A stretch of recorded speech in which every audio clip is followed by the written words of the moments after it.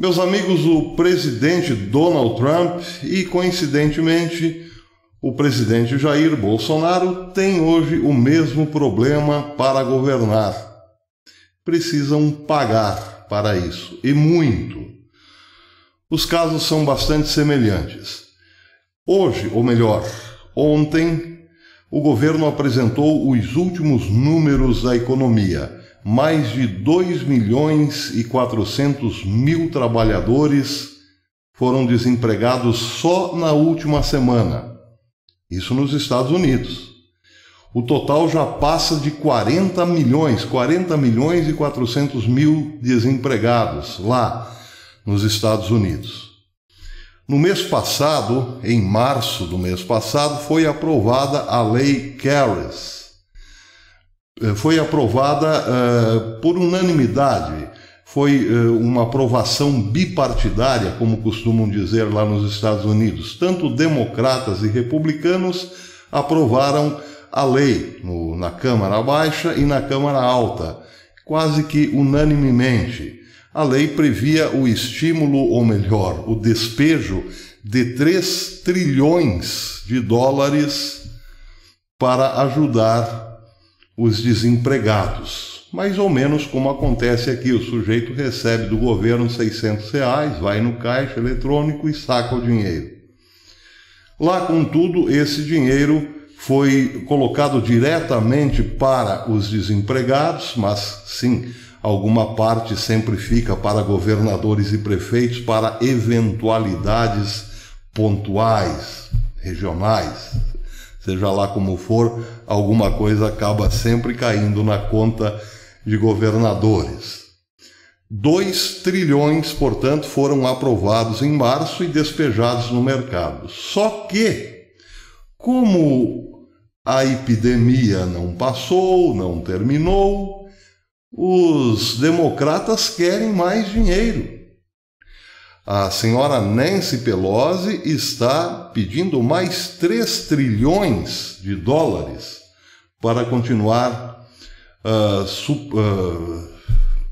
socorrendo os desempregados. Bem, o ministro do Tesouro, Steve Mnuchin, disse hoje que é sim possível, é muito provável, é fortemente provável, ele disse, que os Estados Unidos precisem de outro pacote de estímulos por causa do novo surto de coronavírus. Ele, no entanto, não demonstrou, não expressou confiança no plano que vem da Câmara, de Nancy Pelosi. A Câmara defende, como disse, 3 trilhões, um incentivo de 3 trilhões de dólares, mais 3, somados aos 2 anteriores. Bem, o que Steve Mnuchin está dizendo é o seguinte: essa nova lei que a Câmara quer aprovar, chamada Heroes Act, ou Lei Heróis, precisa passar por uma aprovação dos republicanos que não estão satisfeitos com os resultados da lei anterior. Eles acham que muito dinheiro foi desviado e outros motivos levam, por exemplo, o senador Mitch McConnell a ser contra novos incentivos, porque, segundo ele, muitos estrangeiros ilegais nos Estados Unidos também estão recebendo ou estariam recebendo esse incentivo. Claro que lá nos Estados Unidos a corrupção também existe. É mais difícil, os culpados são geralmente punidos, mas ela existe. Maracutaia tem em todo lugar. E lá inventaram também uma forma de desviar essa ajuda de custo. Muita gente está trabalhando de laranja para bacanas. E sacam o dinheiro, dividem, dão uma grande porcentagem aos bacanas, ficam com alguma coisa e assim vão. Tudo isso os republicanos estão investigando. Mas seja como for, o governo americano deu sinais de que terá sim que fazer alguma coisa. Por quê? Porque estão eles lá inseridos ou envolvidos ou tragados num círculo contínuo. O problema é originado pelo desemprego porque as pessoas estão proibidas de saírem às ruas. As empresas têm que fechar, os restaurantes fecham, as indústrias fecham, o comércio fecha, o trabalhador é colocado na rua e o governo precisa ajudar esse trabalhador a, pelo menos, se manter no básico durante o período da pandemia. Acontece que a pandemia dá mostras de não acabar mais. Por quê? Porque através da pandemia o dinheiro cai fácil. O sonho de todo comunista: receber dinheiro do céu sem precisar trabalhar. E aí, com todas essas benesses, é claro que as quarentenas vão se estendendo ad eternum, até que finalmente não haja mais de onde tirar dinheiro.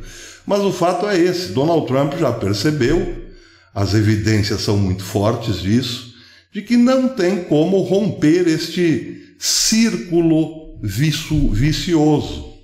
Ou melhor, ciclo vicioso. Ciclo começa com a ajuda de custo do governo, mas tem uma resposta negativa por parte daquele que a recebe, porque ele a recebe através de um problema que tende a não acabar mais.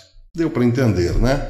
Quanto mais passa o tempo, mais os estados precisam de dinheiro e mais o governo federal tem que tirar dos impostos cobrados do cidadão para dar àqueles estados que teimam em não trabalhar, em não abrir as suas praças.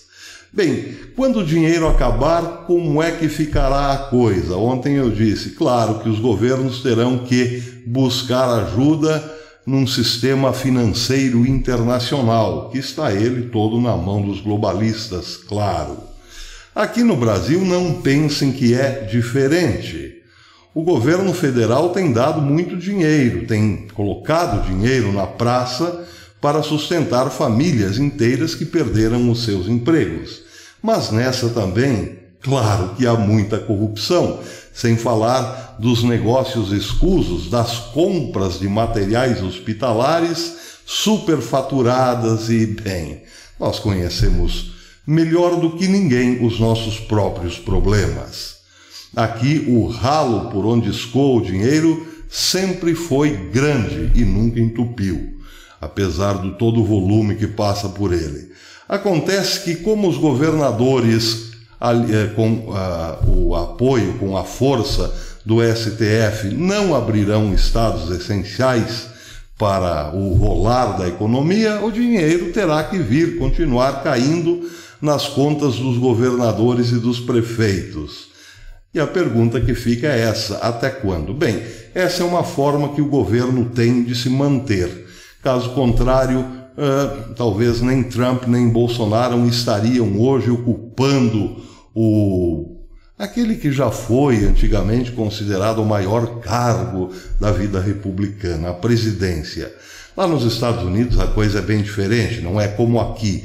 Mas aqui nós estamos vendo, e precisamos falar bem claro, o português bem claro, nós estamos vendo o governo a cada dia que passa cedendo mais e mais e mais e mais para continuar sendo governo. Um governo quase que de fachada, porque quem manda mesmo é o STF. E o STF determina qual é o poder dos governadores e dos prefeitos. Ponto. É isso que funciona no Brasil. Mas o presidente quer continuar sendo presidente e para isso já começou um processo de agradar o centrão e a esquerda, de um modo um tanto quanto disfarçado, ainda um tanto tímido, mas está sim agradando a esquerda. Um dos sintomas é esta nova nomeação de mais um ator global para a Secretaria da Cultura. Assim nós vamos. O preço, o custo hoje da presidência já começa a ser alto. O custo para mantermos Bolsonaro hoje já começa a ser bastante alto, porque cargos de segundo, terceiro, quarto escalão já estão indo para as velhas oligarquias de sempre. Estamos voltando no passado. E, bem, em relação aos ministérios, pouco podem fazer porque tudo depende da boa vontade do Supremo. Temos quase que uma rainha da Inglaterra hoje no poder.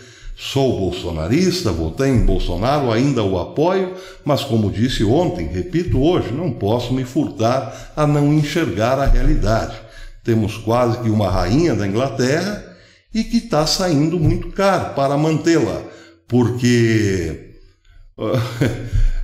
é preciso despejar muito dinheiro e o dinheiro certamente uma hora acabará. E é por isso, meus amigos, que nós estamos sim definitivamente entrando no globalismo, na era global.